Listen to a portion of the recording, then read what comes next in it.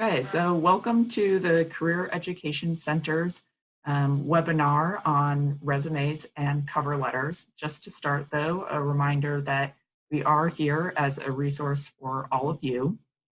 All of our appointments currently are being held remotely, and you can make those appointments through Handshake right now. So log into your account and you can make those appointments with us.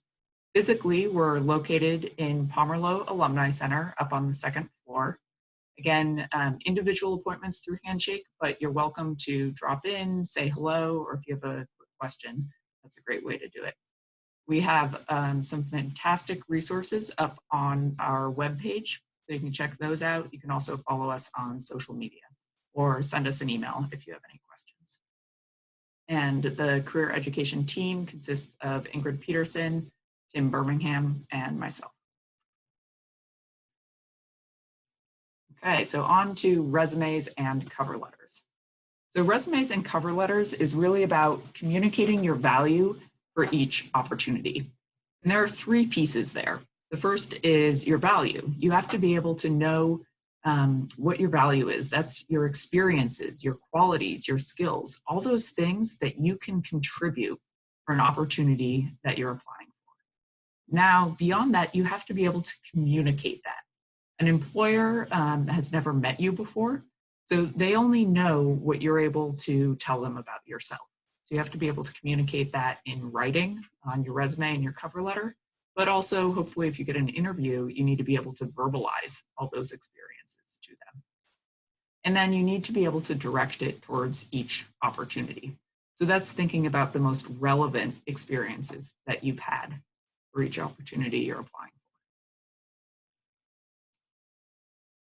So a resume is not a long document. This is a summary. It's one page. So you're not trying to cram everything on here. You're just thinking through all of your experiences, and those don't have to be just paid experiences. They can be personal experiences from school, volunteer work, just the experiences that best exemplify why you would be a good candidate for this position. I also like to think of a resume and cover letters too as a persuasive argument, kind of in the same way that you would write an essay for school. You are making the argument that you are the best candidate for this position. And as an employer, I'm sitting here going, okay, well, why should I believe you? Prove it to me. And your evidence are these great experiences you've had. Really, the point though is just to set yourself apart from other candidates that may have a similar degree or similar experiences, and to get you in the door, to get you into that next level for the interview. And then you can expand on things. So this may seem a little counterintuitive, but a great place to start for a resume is actually by searching for an opportunity and looking at a job description. Now, I'm not going to go really in depth into the whole job search process right here. We have a great video on that that's up on our website. So I would encourage you to watch that or come in, make an appointment, and talk to one of us about it. But here are a couple of resources that you could go to look for a job. And go get a description, any description. And if you read through it, what you'll see is they tell you exactly what they're looking for. They give you language, they give you those qualities or the skills or the technical competencies that they want to see. And in going through those, you might say to yourself, oh, okay, where have I communicated effectively? Or where have I been involved in the community? Or where have I analyzed data?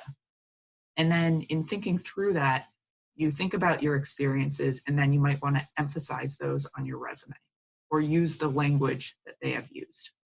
It's your roadmap, and you're going to keep referring back to it.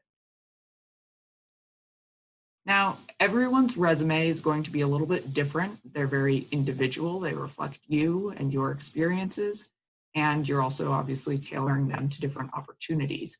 At the same time, there are sort of some fundamentals, these building blocks of a resume that most employers expect to see. So your contact information up at the top. This section that often gets left off, it's called the profile or the summary. 10 years ago, you might not have seen it, but it's pretty standard now, and we'll talk a little more about that. your education, and then really the meat of your resume, which are these different experiences you've had. And then maybe down at the bottom, some of your more technical skills and possibly some of your interests. Contact information, pretty straightforward. Name, address, phone number. Make sure you have a voicemail set up in case they call you about anything. Some people ask about putting on their LinkedIn or a portfolio. I would recommend it if you have something like a portfolio or Instagram or LinkedIn that really shows something about yourself that is more than just your resume. So if you have some artwork or some writing samples, or you've published an article or a piece of music, something that adds a different dimension to who you are, go ahead and add that on. If it's just another version of your resume, there's no point to put it on your resume itself. So now we have this profile piece.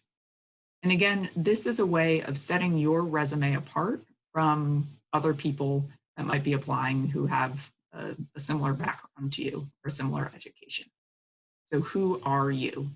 And a place to start might be a line about how you identify yourself as a student or professional, what motivates you, what drives you, and then what your objectives are. This is your narrative in about 3 lines.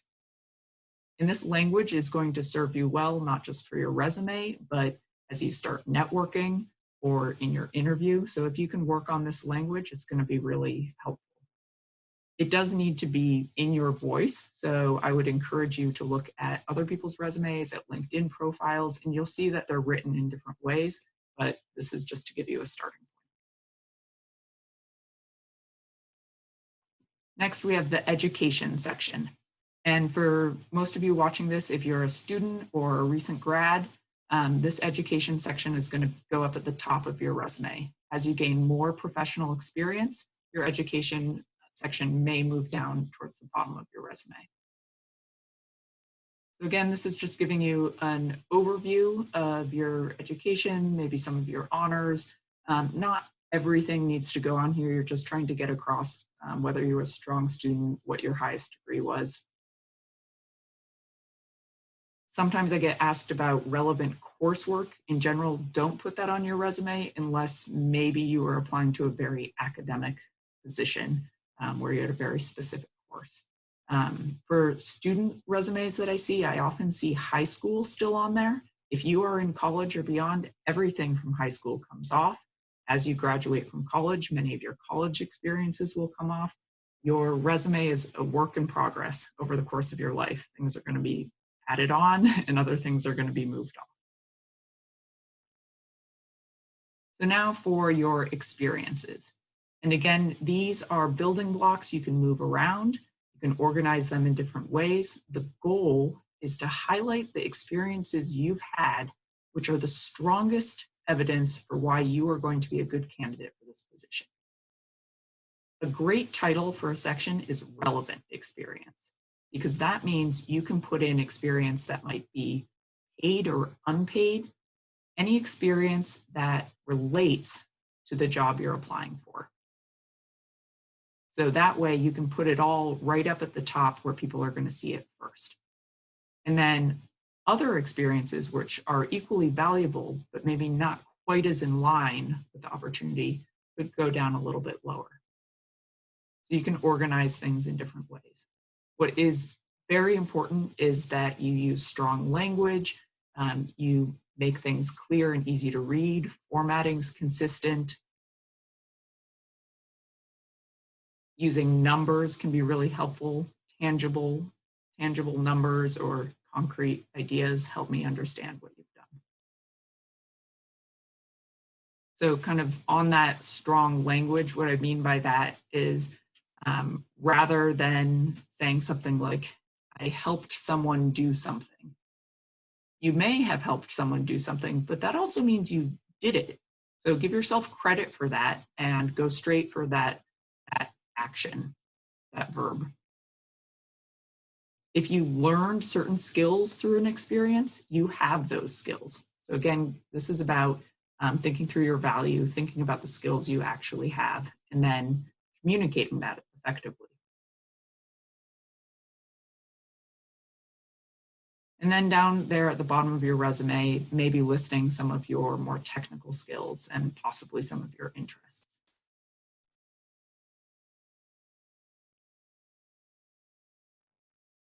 In terms of style and format, bottom line, resumes need to be clear and easy to read, and they need to reflect who you are, right? This is your document.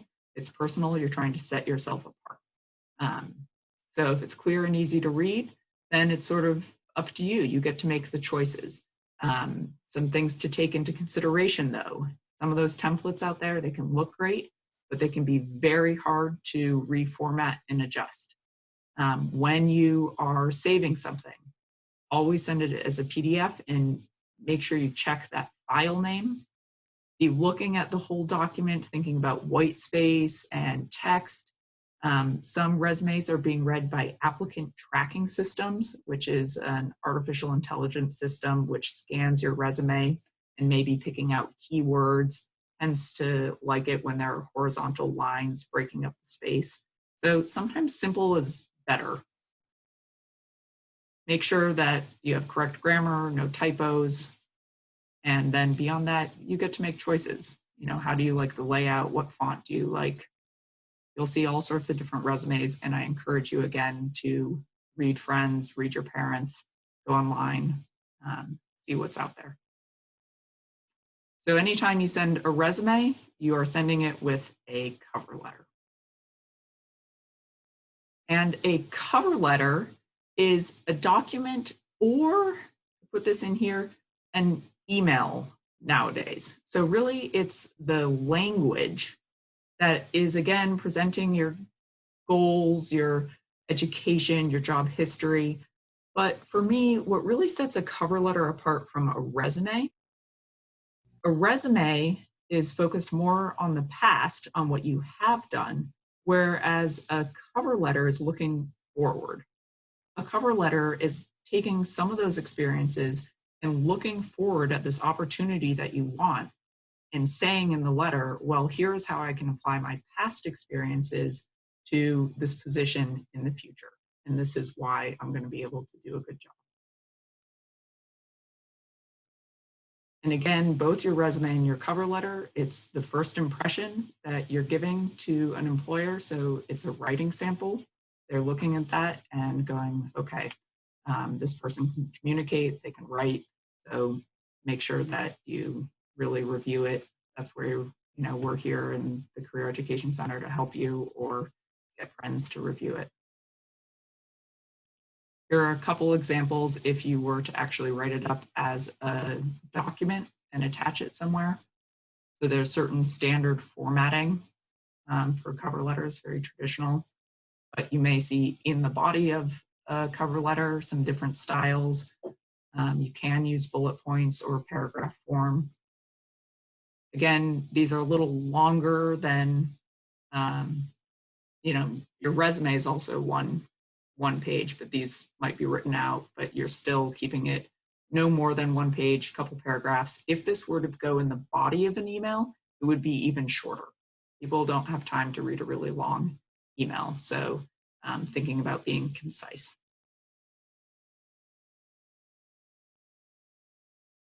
Here are a few more guidelines for as you go along and you're writing it. If you really address why you want to work there, and if you can do the things that they need you to do, you've pretty much addressed what you need to in the cover letter. And if you're unsure about what they need you to do, that's where you, again, go back to that job description and they tell you exactly what they need. So you've got your resume done, you've got your cover letter done, sigh of relief, you're about to hit send, stop, step away from the computer, and don't send it. Go to a friend, go take a walk, again, come into career education, but get someone else to look at it. At the very least, read it out loud. I guarantee you, you will find some errors. And the worst feeling is to have put in all that work and to send it and realize you've misspelled someone's name or something else. So do yourself that favor to, wait a day or at least a couple hours and double check it. So that's about it for resumes and cover letters. So again, here is some of the information about us and ways you can access our resources, and definitely come in and make an appointment if you need individual help. So that is the presentation. Thank you.